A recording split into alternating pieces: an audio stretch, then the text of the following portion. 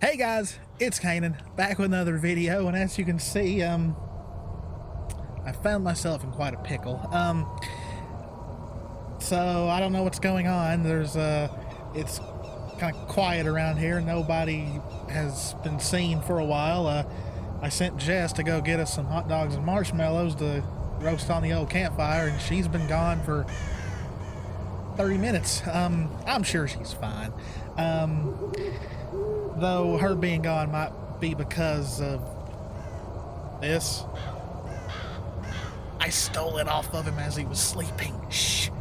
Whew. Jason's gonna be mad when he wakes up. So that is why we are here. We are here to talk about the Friday the 13th franchise, and I'm going to give my ranking from worst to best films in the series. Now, please remember, these are my opinion, and yours may differ, but you know, even though I said in a past video that the original Halloween is probably my most favorite slasher film, as far as an entire series goes, Friday the 13th is probably my all-time favorite. I usually watch every film minus a couple every Halloween, and usually if I'm in the mood for a good slasher film, I'll watch it. And that's mostly, and you know, Halloween as a whole is great, but let's admit it, as the series went on and varying sequels were good and some weren't, Friday the 13th at least followed a singular story in some ways. But yes, the sequels vary on, you know, how good they are, but you know, at the end of the day, these films pretty much established the slasher genre, where yes, Halloween was probably the very first big slasher film. These kind of set the rules, you know, never say I'll be right back, don't do drugs, don't have premarital sex, you know, don't do a lot of things. And of course, it always seemed like in these kind of movies, the main character, you know, whoever usually survived these films, usually doesn't find that everybody's been killed until the last few 15-20 minutes of the movie. So yes, so like I said, this is going to be from worst to best, my opinion. I just heard something out there. It's probably a deer. Alrighty, so let's get on to the first flick. The worst movie in this series, in my humble opinion, is Jason X, aka Jason 10, or Friday the 13th Part 10. For me, what's the one thing you don't do? You don't take a very famous horror icon and put them in space. It worked for the Leprechaun because the Leprechaun movies have always been more of horror comedies than anything else, but for Jason, for me, this just made no sense. I hate it when the upteeth sequel comes out and they're like, well, what's the idea? Let's put him in space.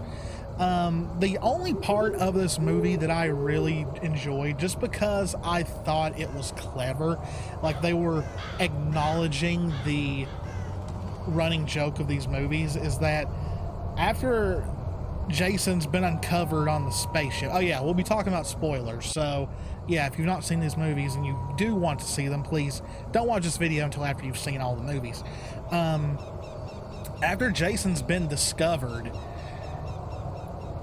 two people having sex is what wakes him up. So it's kind of like Jason can't stand the thought of people doing it, so it woke him up. It's got some very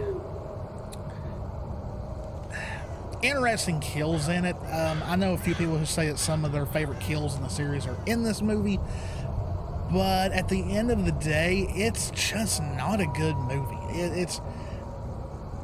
I can't enjoy the movie. I can't sit down and actually enjoy this movie and be like, oh, I just watched Jason X. I'm in a great mood. I'm having a great day. Just at the end of the day, it's not a good movie. Just not my kind of movie. It's probably got one of the largest body counts in the series. I think the body count is at like 25 in this movie. So yeah, there's a large body count, but a large body count isn't always the thing that makes a good horror flick. The next one is, of course, Jason Goes to Hell, The Final Friday, or Friday the 13th Part 9. Now, there are some aspects of this movie that I do like.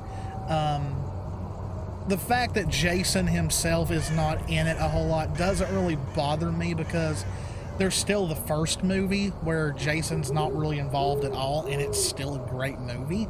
But yes, by this time, people, if they went to see a Friday the 13th at this point, they expected to see Jason.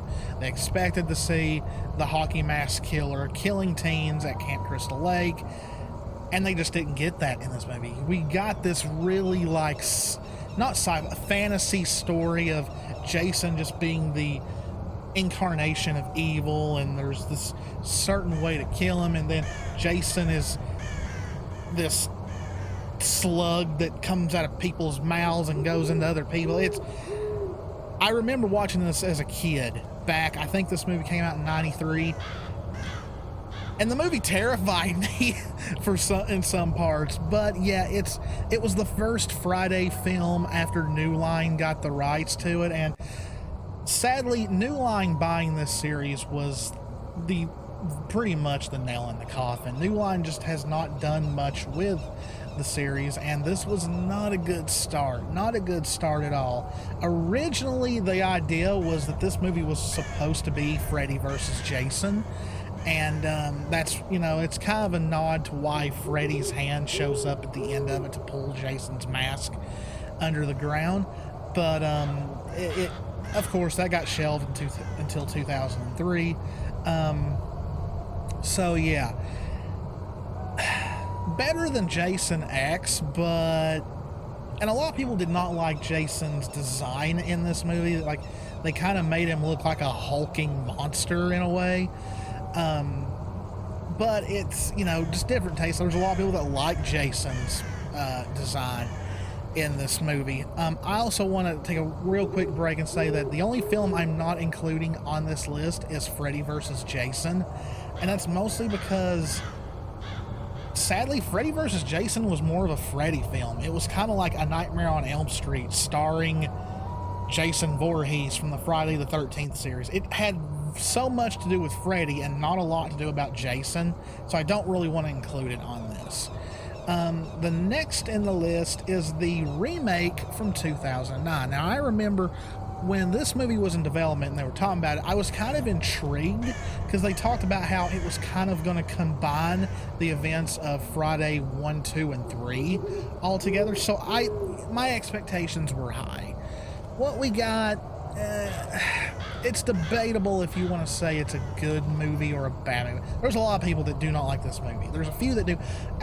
Out of a lot of the horror remakes that came out around that time, and some that's come out recently, I do think it's one of the better ones. I still think the Texas Chainsaw Massacre remake is probably the best horror remake that came out of all those.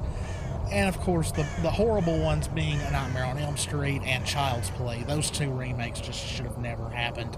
But this one is not bad. The way they portray Jason, this hulking loner who lives out in the woods,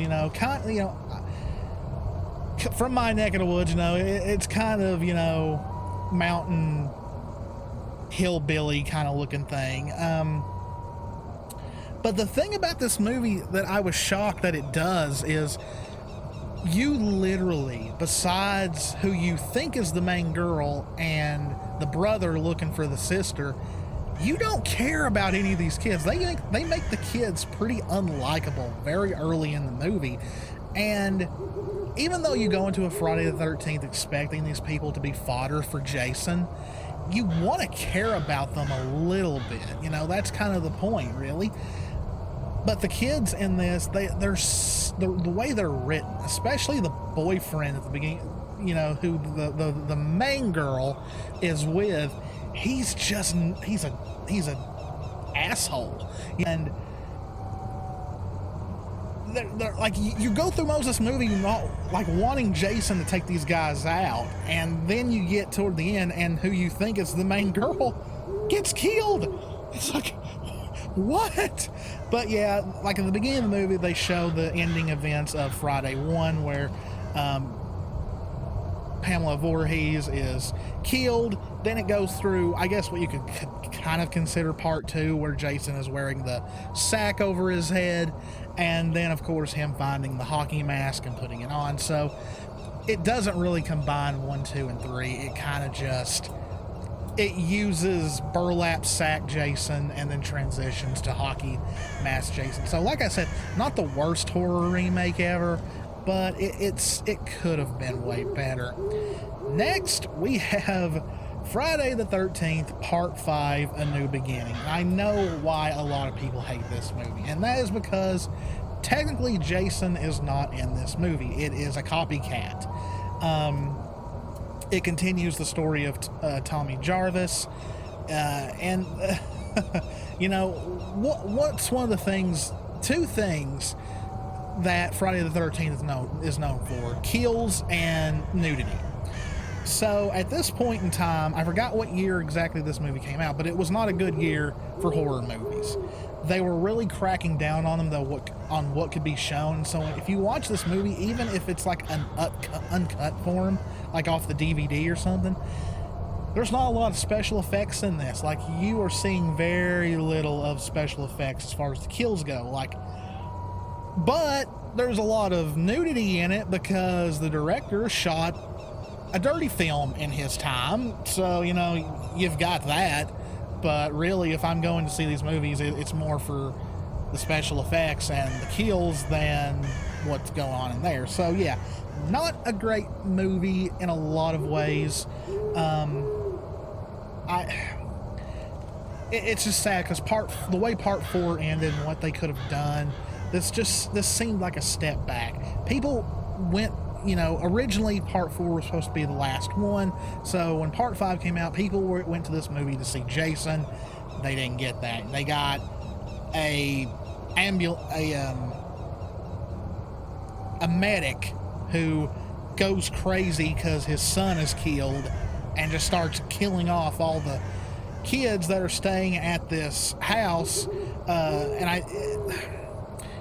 This movie would not be made now because all the kids kind of like have disabilities in a way, like not physical, it's more mental disabilities. But yeah, having a demented killer going around and killing teenagers with that, yeah, this movie would not be made in this day and age. But I'm surprised it was even tolerated then.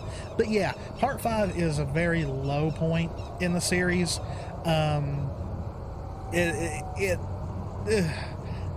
Like I said, there's parts of it that are enjoyable as far as just a slasher film goes, like the kid's older brother being pretty much taken out in a porta potty. That's one of the more interesting parts of this movie. Them damn enchiladas, he says. But yeah, part 5 it's just not a great movie, really. Next, we got Friday the 13th, Part 8, Jason Takes Manhattan. This would be the last film that Paramount would make for the Friday the 13th franchise, and they spent a lot of money on this movie. The big criticism this movie has is that, one of my big criticisms, first off, is that Jason does not look like he does that he did in Part 7. Part 7, he was haggard looking. You know, he had been underwater for so long. His mask was almost completely gone in some parts. You could see his spinal cord behind him. You know, he had looked like he had been through everything that he had been through in the past 6 movies. In this, he looks fine. Like he's pretty much walking around in a jumpsuit and gloves. Like it just, yeah. Continuity wise, I'm thrown off by that in this movie. And the fact that for most of the movie, it doesn't take place in New York. It takes place on a ship that these high school kids, I believe they're high school, are going on this little cruise before they graduate. And they don't focus on a lot of them. Like, it looks like a very small class. Very interesting group of characters. This movie has actually got one of my favorite kills in it, and that is the teacher who was kind of also the uncle of the main girl, and you learn throughout the movie that he's just not a good person. His kill is Jason dumping him headfirst into a trash can full of garbage water with a rat in it. And I remember as a kid, I just thought that was the most awful thing in the world, like an awful way to go. So it stood out to me. It really did. Also, most of this movie was filmed in Canada, and like the only part of it that was shot in New York was the one in Times Square, and that's it. And Kane Hodder had a really funny story about this movie. He said that when they were in Times Square, you know, he was standing there in full costume, you know, had the hockey mask on and all that, and he said off to the side there was a bunch of people who had gathered around to see the movie being filmed. You know, they were Friday the 13th fans. They were taking pictures of him, and he said he just went like that to him. He said they just went nuts. He said he felt like one of the Beatles or something. Kane Hodder, to me, is probably the best Jason there ever was. It's sad that I think the last one he did was Jason X, and it's kind of a you know, kind of a sad way that he ended his career as Jason, because he was Jason in this, he was Jason in 7, he was Jason in 9. I don't know if he was in 6. 7 might have been his first one, but yeah, this movie is enjoyable. It's not awful like the ones before it, but it's when Friday the 13th was starting to lose its steam big time. A lot of people say its steam was being lost in part 7, but for me, this is when the series starts getting a little unfun.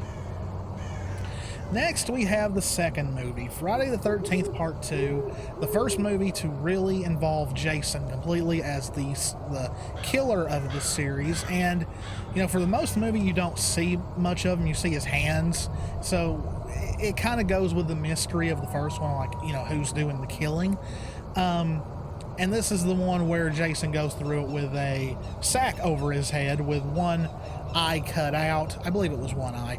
And a funny story about this one is the guy who played Jason in this said that when he was in full makeup, he couldn't eat, he couldn't drink anything, and so he would pretty much be walking around in the woods while everybody was on break, and by the time it came time to go back to work, he'd be really angry. He'd be in a really bad mood.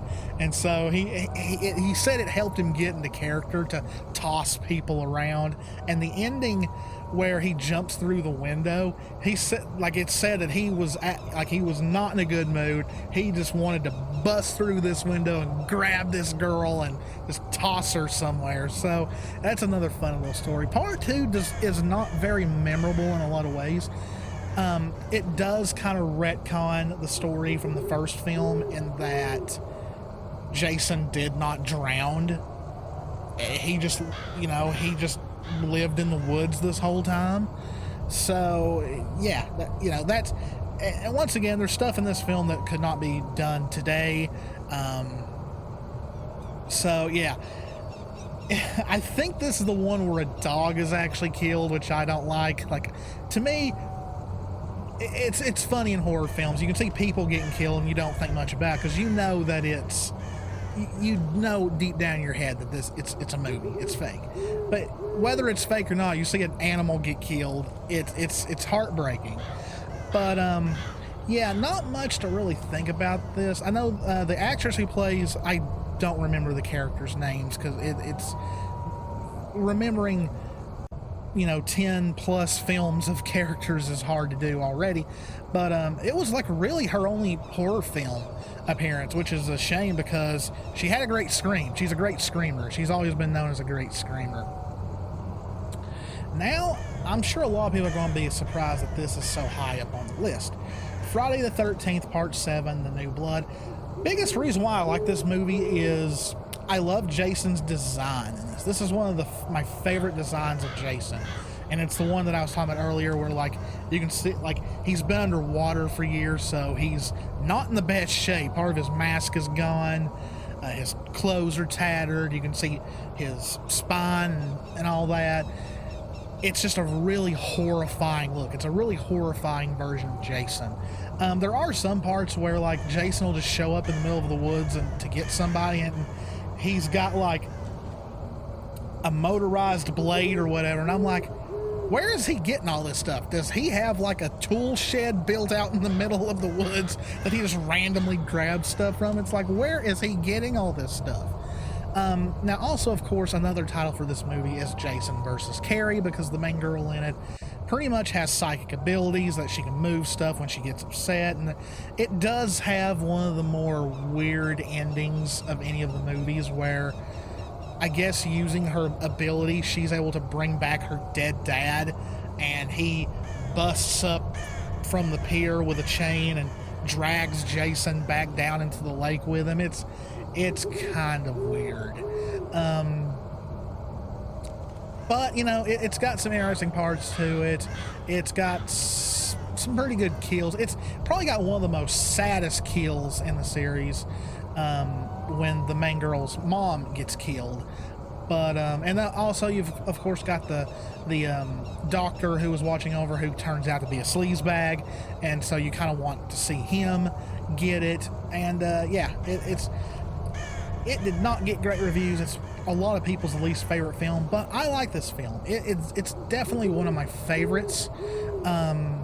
So yeah, now we get to the top 4, I believe, yes. And the first one is Friday the 13th, Part 6, Jason Lives. This was the first film that Jason had technically been back since Part 4.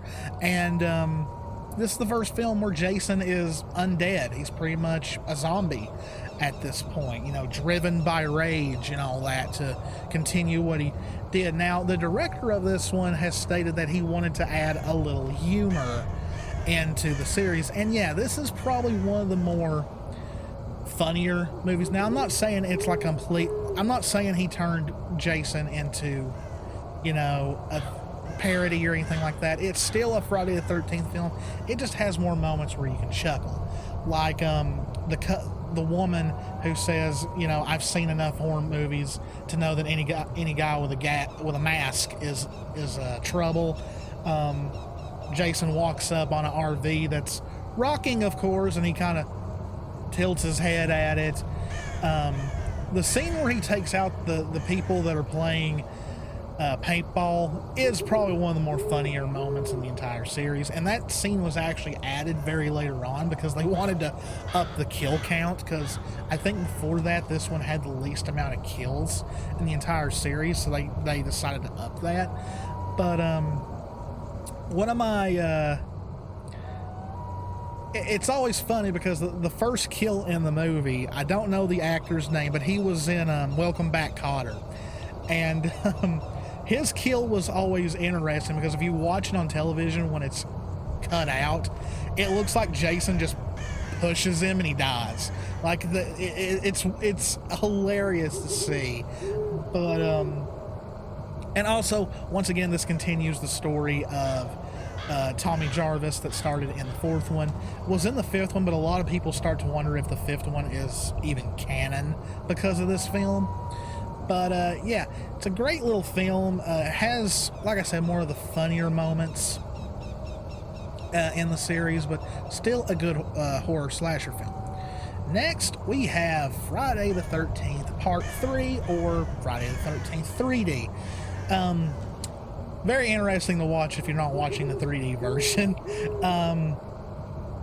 So, yeah, interesting kills because of the 3D. And, like, if you do watch it now, a lot of it looks really bad because, of course, this movie is, you know, was definitely in the 80s. So, it's not up to standards of today. But, you know, I've watched it in 3D and it still works a lot. This is also the film where we actually get Jason in the hockey mask for the first time. Now, I don't really know the story of if they thought the hockey mask would become a big thing. It was probably definitely after the movie came out. But yeah, this is the first film where Jason puts on the hockey mask. So for most of the movie, you don't see Jason's face or anything. You just see like his hands and all that. But then, of course, after he puts on the hockey mask, you see him full body. Now, this has another one of my favorite kills, and just because it made me jump as a kid because I didn't expect it. And it's the main girl's boyfriend, and like he's kind of made to look like this guy you kind of wouldn't stand because he's got like the sweater around his shoulders and tied in the front, like. But Jason pretty much squeezes his head until one of his eyes pops out, and it's for the 3D effect.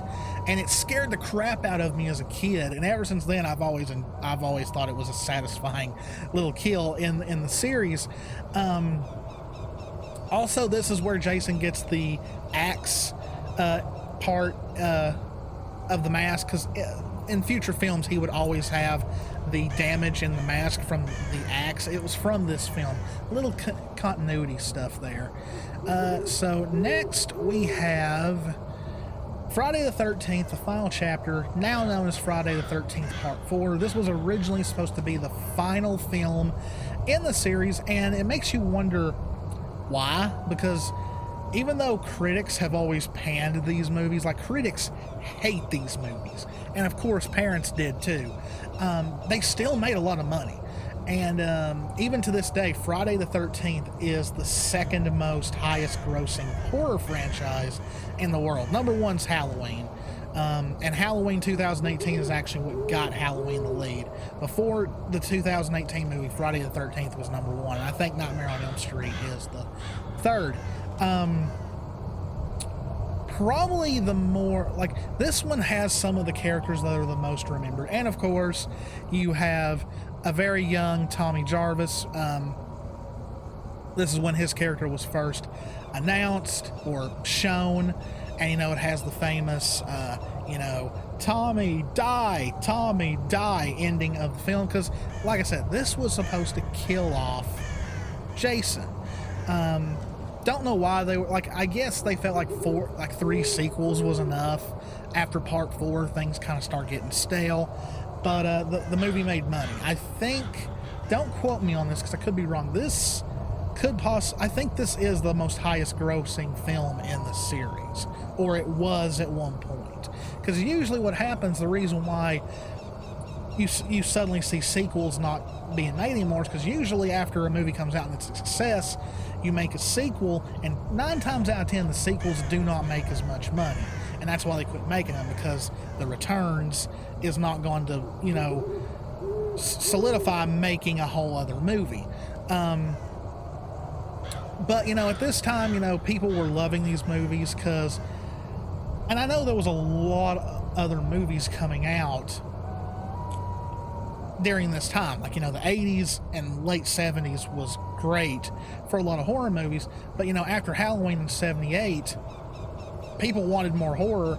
And then when this series came on, it just continued the growth. You know, it was mostly liked by kids, believe it or not. They wanted to see these movies. Parents didn't want them to, and that made them want to see it more. And of course, you know, people like me who grew up after these movies came out. You know, we grew up, you know, watching like Monster Vision on TNT and all that, and that's where we got to see these movies for the first time. And so it kind of stinks that there's not been another Friday the 13th since 2009. You know, that's when the remake came out. But yeah, part 4, probably considered by many the best film in the series. But for me, it'll always be the first one that is the best. Now, why is that? Now, of course, yes, this one does not feature Jason. Jason is believed to have been dead from drowning in the lake. We come to find out later that is not true. But you go through this whole entire movie not knowing who the killer is. And some little tidbits about this movie. For one, Kevin Bacon is in this movie. And from what I've seen, Kevin Bacon does not go around telling people that he was in Friday the 13th. And I think this is in fact his first film, or one of his first. I know he tells a lot of people that Diner was his first film, when actually he was in this before that. So yeah, Kevin Bacon is in this, and I have one thing that has always made this series great is the music of Harry Manfredini, and he's the one who came up with the and what's funny about that is that he at first wanted to use voices, like to signify the killer was near. And then as the movie got on, you learn that Pamela Voorhees hears voices. And so he's like, okay, so how can I use that? So, well, after she's revealed to be the killer, she starts talking in Jason's voice, like Jason is talking to her. And, you know, she's saying, "Killer, mommy, killer." And so he came up with which stands for kill, and which is mommy. It's Jason saying kill mommy. And so, and you know, a lot of people thought it was or something like that, but no, it's and it's actually Harry Manfredini saying it into the microphone, and he ran it through for several things to give it its unique sound. So that's where that came from. And I remember as a kid, I had seen the other sequels before I saw the first one, so I was already spoiled that Jason is not the killer in the first one, so that kind of bummed me at first, because I liked Jason. Jason was always my favorite. Hopefully he knows that. And but the shock of it being Betsy Palmer, of all people, playing as Mrs. Voorhees, and that the death of her son has literally drove her to insanity, and she's there to get revenge on the camp counselors who were too busy doing other things, and her son drowned, which, you know, like I said, we found out later that's not what happened. So we don't know if it was just a really big retcon, or if she just assumed he drowned, or it was believed he drowned and he somehow got to the shore and just disappeared and lived in the woods his whole life, until the end of this film, where we learned that Jason actually saw the death of his mother. That's what caused him to go on his rampage. But this one's a little bit more better done, just in the way that the mystery of who the killer is, and then the reveal. And like I said, they go through most of this movie until they even realize people are dying. It's like, you know, your friend left and they've been gone for this long. You think you'd get a little worried, and then at one point they split up, and it's like, that's never a good idea. Like I said, this movie really set up a lot of the rules for horror movies. You know, don't split up, don't say I'll be back, don't do drugs, don't have sex, you know, all that stuff. And so yeah, my favorite in the series is the first one, just because it's so well done. The shock of the ending, you know, all that. It's just a great horror film. Well, still no sign of Jess. I don't know. Like it's getting kind of late, but I'm really hungry, you know. And what was that? That did not sound like a deer. That sounded like boots walking. I'll give it back. Oh, I'm gonna get shish kebabbed. Okay. I'm gonna join Kevin Bacon. Okay, guys. I gotta get out of here. I gotta find Jess, and I think I just heard someone scream "mommy," so that's not good. Alright, guys, I better get out of here. Hope you enjoyed my ranking. If you did, please hit the subscribe button, hit the notification bell, click that like button. No, he's getting closer. I can hear it. And leave me a comment. Tell me what movies are your favorite. This is, as always, guys, me and Jess love you all very, very much. Stay safe out there. Take care of yourselves. Don't be an idiot like me and steal a crazed killer's mask while he's sleeping. And I will see you in the next one. See ya.